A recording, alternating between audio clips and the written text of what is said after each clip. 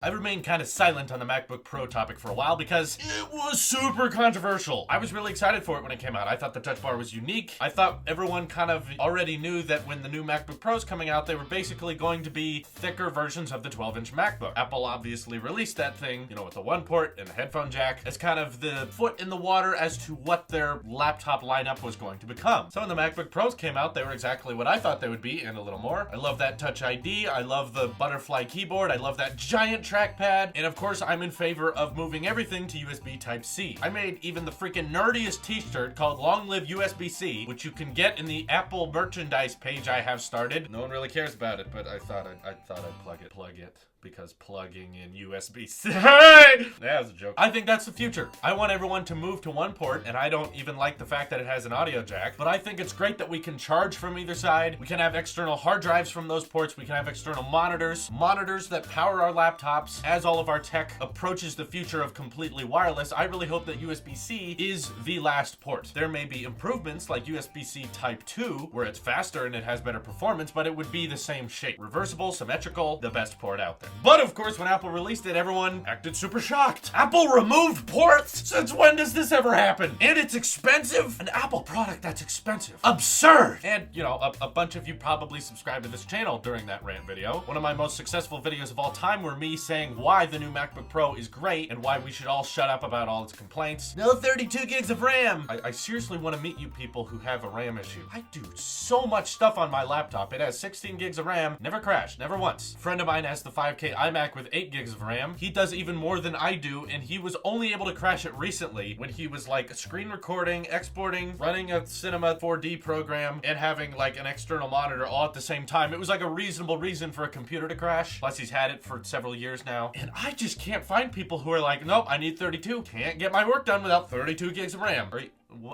Why? What's wrong? What do you need it for? So at the end of the year, Apple is going to refresh their MacBook Pros, but I wouldn't expect a major design refresh. Unfortunately, I think Apple is a little different than the Apple I used to know. See, I hate to start a sentence this way, but if Steve Jobs were still around, Apple wouldn't have cared so much about all these criticisms. Because right now it sounds like they're going to start going forward with all these giant spec upgrades you guys were all complaining about, which I guess at this point they have no choice. They're like, well, if we're gonna do something, we might as well do what the customers want. But the criticism and backlash received for the price point and the touch bar really surprised them, and I frankly think if Steve Jobs were still here, he would have said, I don't care. This is the best way. I don't care what the press thinks about it. I'm just gonna keep selling it, and we're gonna keep making what we believe is better. He was like that during a lot of things. Most things Apple would introduce that were brand new and refreshed did exactly what this thing did. Remove ports and cost a lot of money, and everyone gets upset, and then a few years go by, and then everyone has it, uses it, and can't imagine living without it. For instance, everyone out there right now is talking about how cool the MacBook Air is. Why don't they refresh it? I like that it's cheaper. It has these ports on it I really like. Tons of MacBook Air users out there. Big fans, right? MacBook Air had a very similar release. When it came out, everyone was so upset, so angry they removed the optical drive, so angry that they had to move to this USB-only port. People need more than that. We need our Ethernet ports. We need our HDMI ports. What happened to FireWire? And then, of course, time goes on, everyone shuts up and gets used to it. That's usually how Apple releases have gone. Now, this year, it's rumored that they're working on new MacBook Pro models with Pro specs in them, but they're going to be removing the touch bar so that they can be at a cheaper price. Okay, I guess I'm being a little unreasonable. It's very nice that Apple is considering to make these products cheaper so that they can reach more people. That's fine. It's good to provide options. I shouldn't critique them for that. My hope is that they just don't start backtracing the touch bar, as in stop releasing MacBooks with a touch bar. I've been using it for several months now, got it back in December, really loving it. Not every app takes full advantage of what the touch bar could be, unfortunately, but the ones that do, I think, really show where it counts. Final Cut Pro, it is incredibly easy to change your volume, trim your clips down and all that. I absolutely love it. I love when I'm texting to have those emoji options. I love the predictive text for when I don't know how to spell something. I love the tabs in Safari. When I'm watching a YouTube video, I can scrub through it. I love AirDrop, which is Apple's wireless sharing service. And when you click on a file and you hit that share option in AirDrop, and then who you want to AirDrop shows up on the touch bar very easily. I love it. Everything's so efficient about it. But because everyone is mad about, no USB port, everyone's screaming about how terrible it is and no MagSafe. So So now Apple's even patenting a USB Type-C MagSafe adapter. Could this be the slow crack in Apple's doom? I know that sounds stupid right now because it makes logical sense that they would cater to the people critiquing them. I just don't feel like Apple used to do that. I used to feel like they would just push through all the criticisms and say people will get used to it. You see, if they did things like people are asking, like add SD card slot to the new MacBook Pro or bring back MagSafe and stuff like that, they're only doing that because people are complaining about it. As an Apple sheep, I don't like to see this big giant company that has shaped the way of the future start changing their ways because they don't like it when people make fun of them. Imagine if they brought the headphone jack in the iPhone 8. See, a big portion of you out there just went, yes, that would be great. And a big portion of you would be like, well, that makes the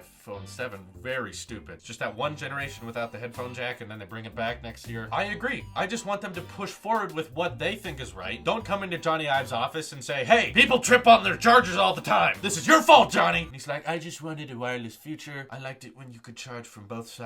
And they say, shut up. People want an SD card slot. They don't care about wireless data transfer. We shouldn't try to push that. We should just keep doing what we've been doing. Okay, I'm sorry. I'll add more ports to the side now. That would be kind of the downhill slope for me when it comes to Apple products. If they continue to start catering to whatever people complain about, I'll be upset because people complain no matter what. Apple does the simplest thing, like release a red iPhone, release a cheap iPad, and people get all mad about it. I wanted the front to be black. Why doesn't it have a laminated display? Apple, please, just don't listen to them. Make what you think is right. That is what's most important to me right now. We need a company with one vision, because what happens when we try to let everyone have a voice and try to cater to every single audience you have, you get a confusing operating system and you get confusing ecosystems. Kind of like this whole Samsung-Google relationship. Like, you know, Samsung runs Google software, but they have separate smartwatches, separate VR headsets, separate digital assistants, separate smart home appliances, separate hardware that all kind of compete, even though they're just friends. We need a company that can just look at all the criticisms and say, no, this is what we think is right, so we're gonna keep doing it. And then over time, your customers will grow accustomed to it and they'll be fine with it. You just gotta sit through it a little bit. So don't expect me to be buying this year's new MacBook Pro. I still absolutely love mine. It's gonna take a long time before this thing is outdated and I need to refresh it. But in terms of what I'd like to see, of course, I just expect it to be faster. We all know that. I want to see them keep the touch bar and keep improving it. I'd like to see the storage configurations go a little higher. 256 is a little low. It'd be great if the standard was 512. But I suppose get a little bit excited because they might make MacBook Pros now that don't have the touch bar and have high-end specs on the inside, resulting in maybe a $300 price difference. I guess that's not too bad, but Apple, stay true to yourself. This is your Apple Sheep here, and I will see you in the next one.